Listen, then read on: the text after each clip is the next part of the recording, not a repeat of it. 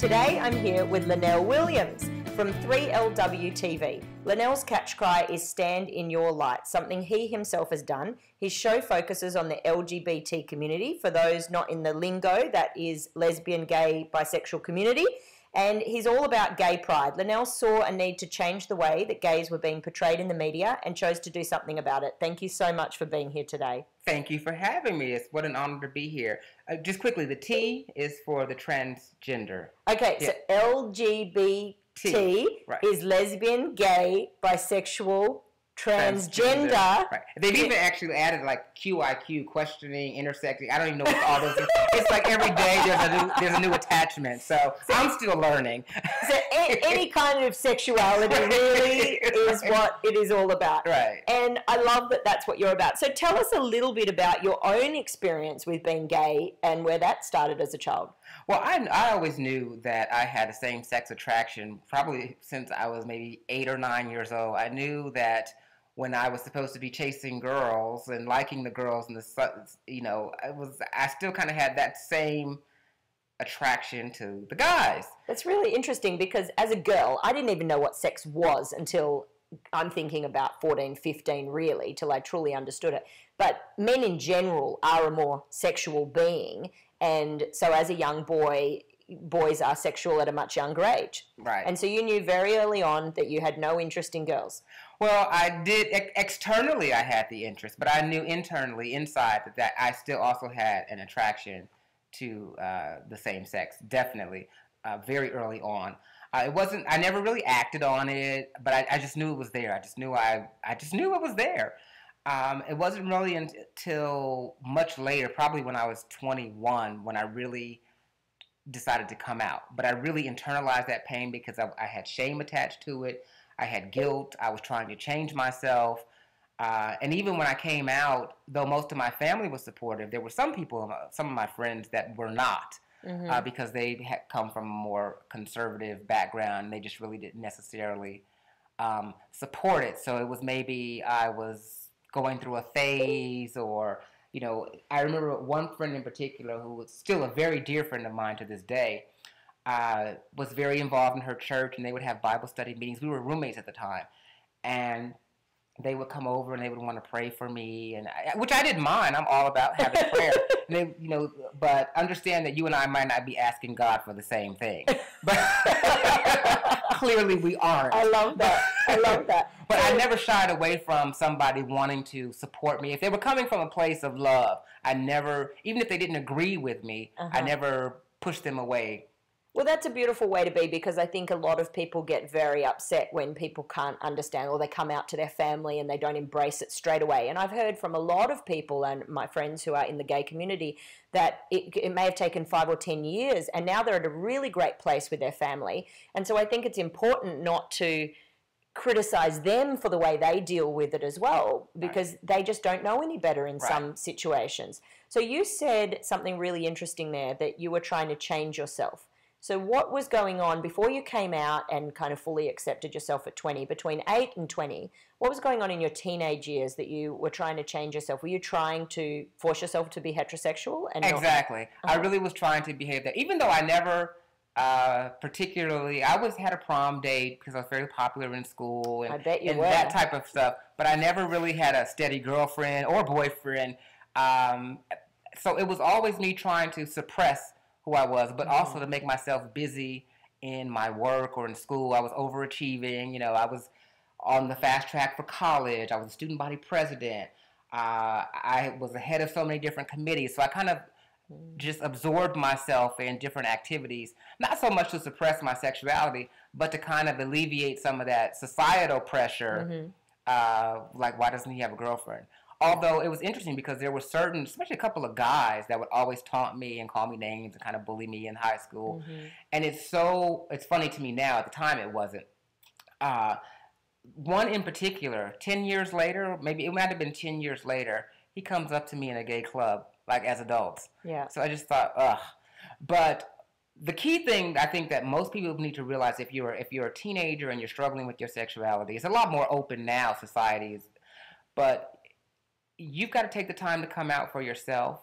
You know, because like for me, it took a couple of years to really get up the courage to live authentically. But when you do come out and you notify your family, you've got to give them that same respect and time to come out. Yes. So, you know, if you're just springing it on them one day, Yeah. you know, you've been processing this internally for years. Yeah. Well, then you spring it on your family, they're going to need some time to adjust as well. And when you started to process it internally, what was that like? Like, what's the conversation the first time when you kind of admit to yourself, all right, I think I'm attracted to somebody of the same sex? I imagine that there's quite a lot of difficulty there. It would be easier not to have those feelings. Right. I mean, wouldn't it? It would be would be easier to be easier. heterosexual.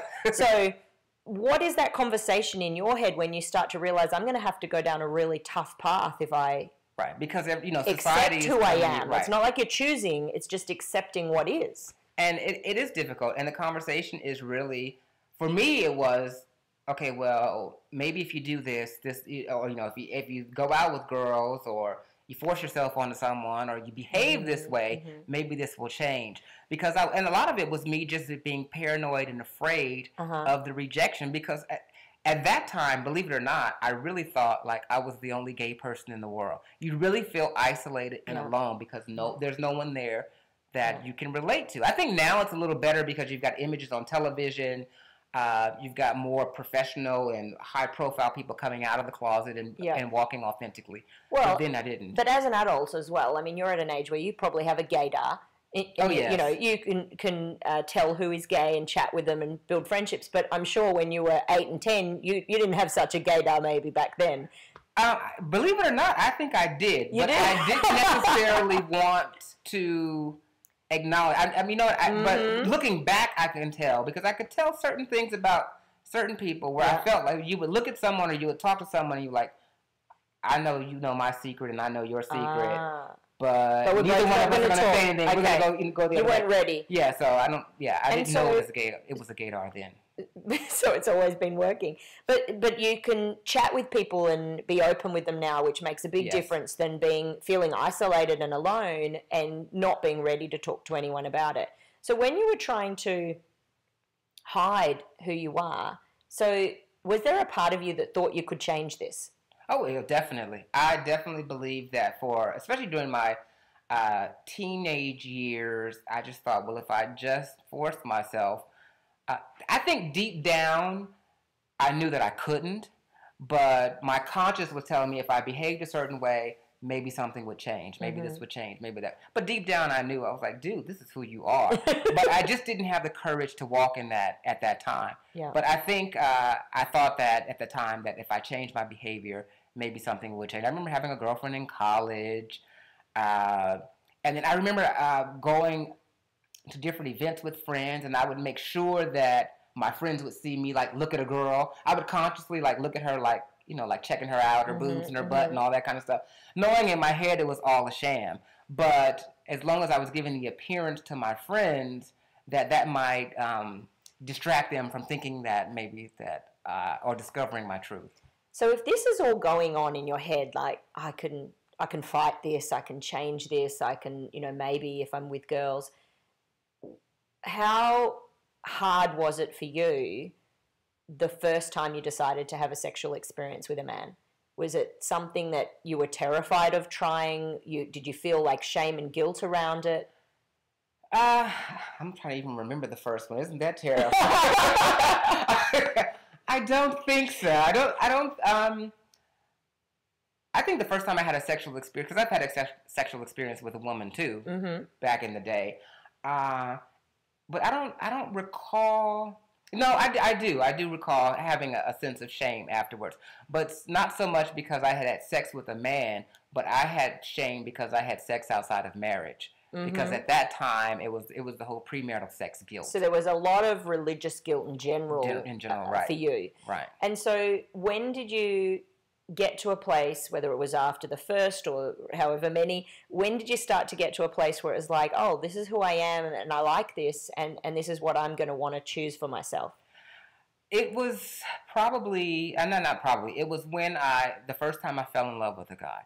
When I had the emotional connection and we were really connected, it just was so painful that I'm going through this incredibly wonderful experience in my life, and I'm ashamed to share with the people that I love and care about the most. And it just reached a point where I was like, look, you just can't do this. You just can't do this. And my very conservative friend, actually, she suspected something was going on. And I remember coming into my room one day and talking to me about there being some spirits going on, and because we were roommates, like I said. Mm-hmm. And she kept beating around the bush, and finally I just came out and said, you mean because I'm gay? And she's like, yes, that's it. So we kind of had broken the ice, and then that was shortly after that was when all the prayer and the holy water and all that kind of stuff, trying to change.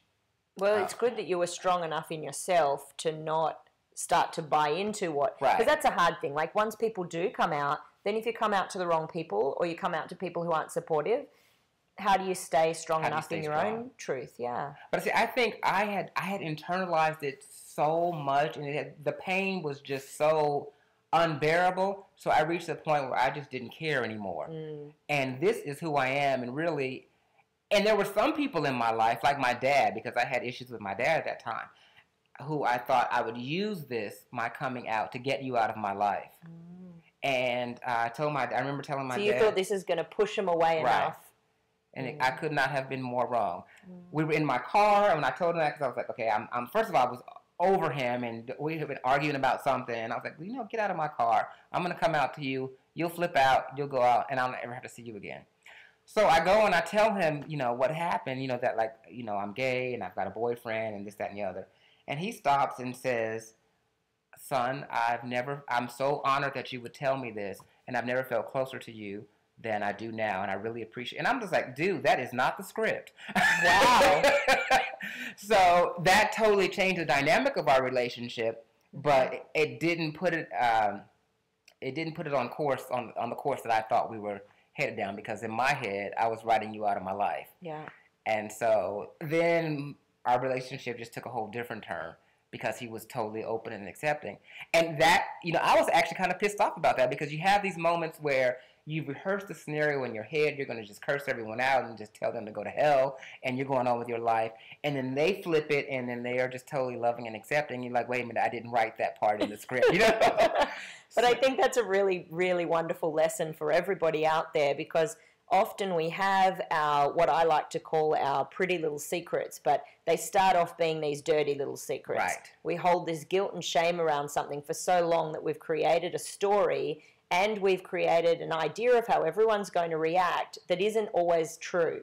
And when we get the courage to come out and talk about whatever it is, often it becomes our pretty little secret, where we can get rid of that guilt and shame and live authentically in who we are. What, for you, was the turning point around that, getting to a place where you could be completely who you are with everybody? It really was. It's funny because it goes back to the same very conservative friend who was against my homosexuality, this lifestyle. She gave me the best advice ever to this day. And she came to my room one day, because we were going to get through this. And she said, you need to ask God how to pray. And I just thought, okay, whatever. But I did that. And what I found because at the time, I'm still struggling with, fix me, fix this, all this internal conflict. But I remember changing my prayers, and they went and I noticed, I couldn't tell you the exact moment in time when it happened or when I realized, but they went from petitioning God, can you give me the money, pay my bills, can you give me this new car? I love that, petitioning God. It went from that to speaking the answer and just surrendering to the process. I realized that the how I get there is not for me to worry about or to control.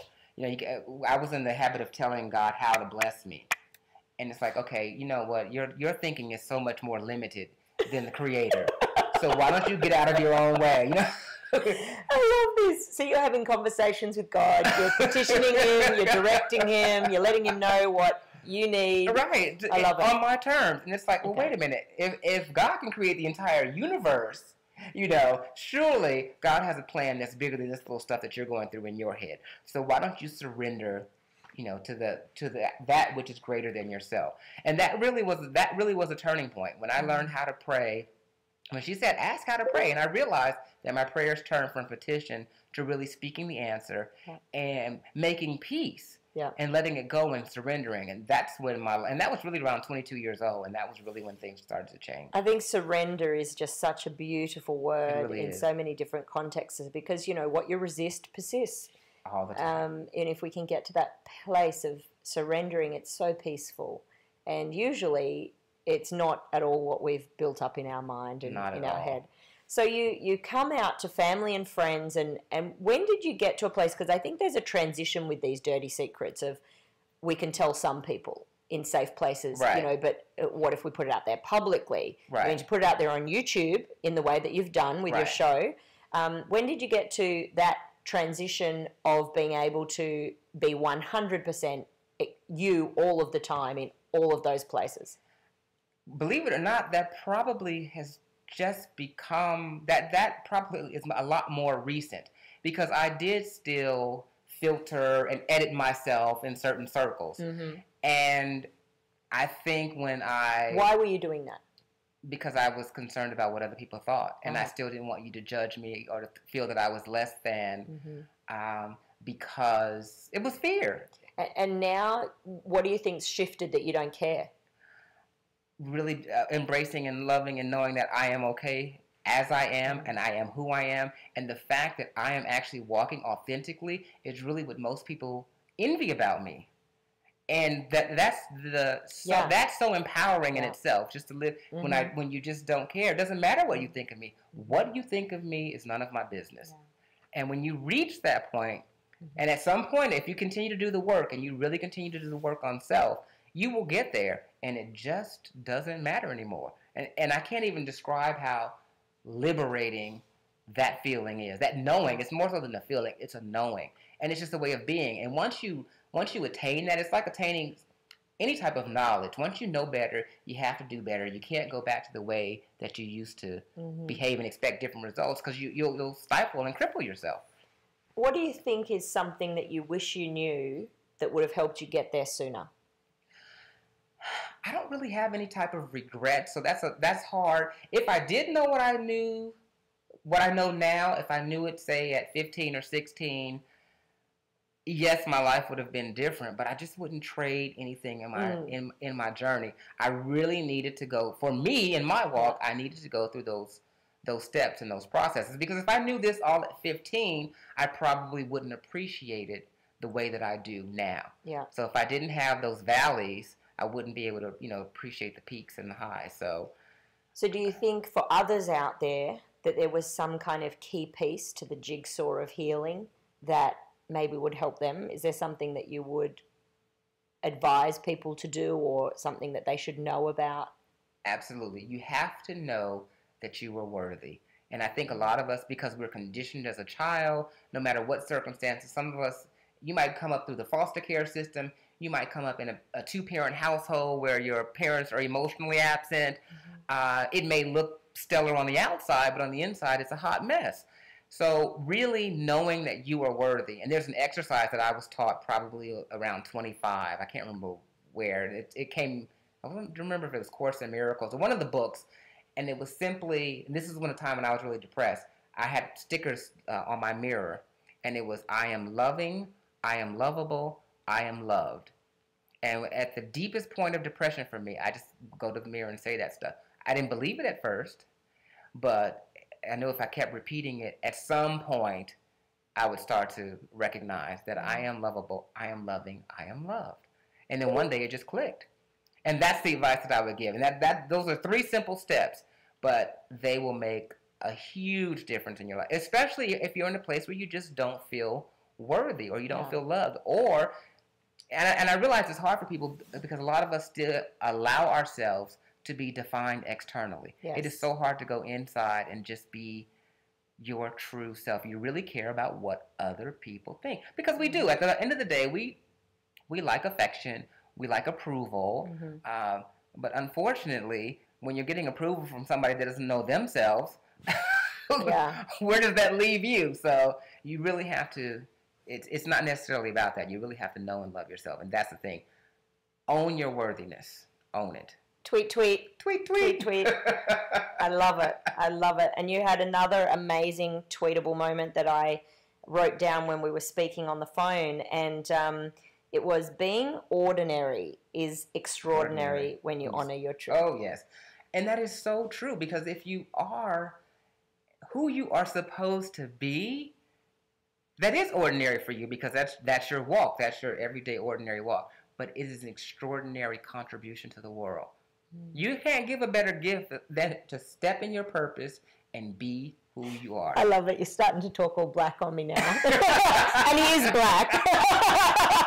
It happens on the I love it. It's like every now and then there's like the gay black talk comes up, like really sassy. Next starts rolling, get an attitude. Right. Let me get back to the Queen's English and my good proper. No, I love it. I love it. I love it. So, this is all amazing. So you have been on quite an incredible journey, you know, since you decided to do 3LW TV, which, you know, for those who have checked it out on YouTube, is usually involving another gay man who is semi-naked in your bed. But the series of that's the Pillow Talk videos. The Pillow Talk series, yes. which is very, you know, lighthearted and fun. But what interested me, I mean, obviously I'm not in the sexy, half-naked, pillow talk, black gay man side of things. But what I found fascinating about it is you were really, it came again from this space of authenticity and heart, that you noticed that there was a incorrect depiction in the media of gay men, in particular black gay men, where you felt that they were either being depicted as one of two extremes. You're either high heels, makeup, extremely effeminate, and just some caricature, or you're this down low predator and you're out infecting women with HIV. Now, I'm not saying that those people don't exist in the community. They do. But the vast majority of us, we don't relate to either extreme. It would be the same as saying that every white male is cheating. Right, you know, exactly. So, yes, there are those extremes in every community, right, and in every kind of sexual relationship, but what you're saying is that there is a huge group missing in the middle that aren't being depicted. So right, especially on television. Yes. In America, no. So that was for you what started this journey. And I mean, tell me a little bit about your experience. You got to meet Oprah. Oh my goodness, yes. There's so many layers to my Oprah story, but because I first met her back in 1997, but that was just a quick meet and greet. And I was totally taken by her energy and just the presence that she exudes in a room. But fast forward to last year, Twitter, social media. I never in a million years would have thought that I'd be able to connect to someone, a celebrity of that magnitude, by sitting on my bed with my iPhone watching television. You know, it still to this day baffles me that has transpired that way. But you know what? When I started tweeting her, I was supporting the network. I was watching the network. And it was another lesson with shame, because when I first started watching the network, I was there day one, but I was very silent. I wasn't tweeting about it, but I was still watching it because I wanted her to win. And I didn't really see a lot of stuff about Owen in my timeline, so I wasn't really tweeting about it. I'm just going to be honest. I wasn't. I was there watching, but it was almost like this shame because everybody else was tweeting about all this other crap that was on television. And even though I didn't necessarily watch stuff, I just kind of just was silent. And then when the media were really on her, you know, the press was at her throat, you know, this network is failing, she's lost her Midas touch, this, that, and the other.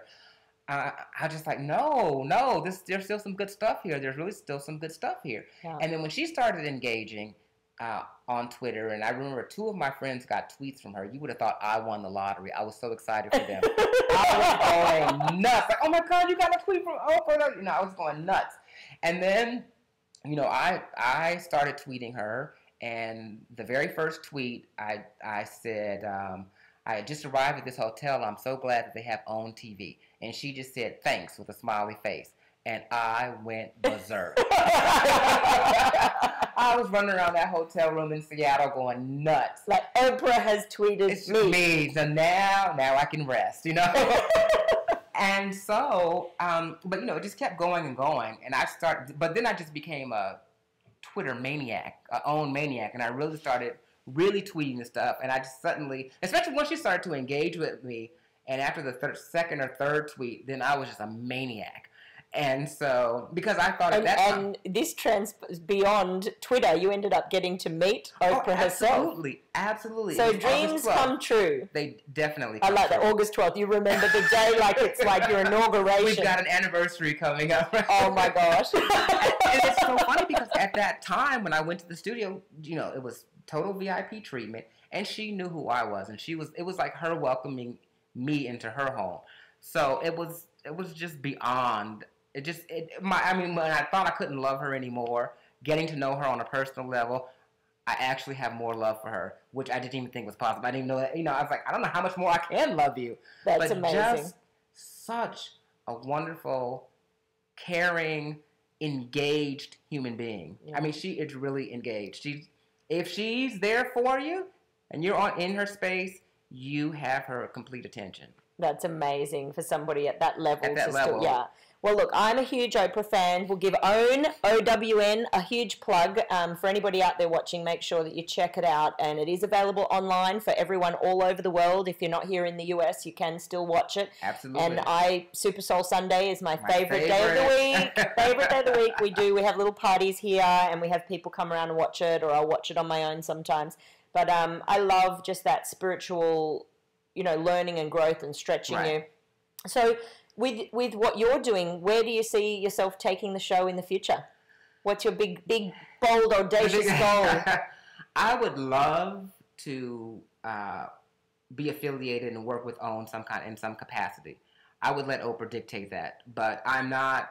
That's not why I started tweeting her. That was never my motive. Yeah. But really, because our brands are very similar, I mean, we could align, and I would really like to compliment and help her to continue to execute her vision, because I think what she started with OWN is phenomenal. And she dubs us carriers of the light. Oh, I love that. That's really where I see myself going. Yeah. Because even if I say this all the time, I say, even if I got a deal or an offer from someone else to work, it would have to be stipulated that I could still support OWN. I love it. It has to be. I love how loyal you are. Okay. So, I think for anybody out there who has a big dream, I think this just goes to show that anything is possible. Anything. And I'm so glad that you have gotten to a place where you understand that being ordinary is extraordinary when you honor your truth. So thank you so much for being here today. I'm going to make sure that we put all your details up with the podcast so people can find you at 3LW TV. Yes. Lonnell Williams, thank you so much for being here and for sharing your personal story. For anyone out there who's struggling with their sexuality, I hope that this has helped you to understand that you need to get to a place where you honor your truth and accept who you are. And sometimes that can take a little bit of time, but with the right people and the right support and the right community, whether that's in your family or you find them online, there are always people out there willing to be there for you. You are loved. You have gifts to give to this world.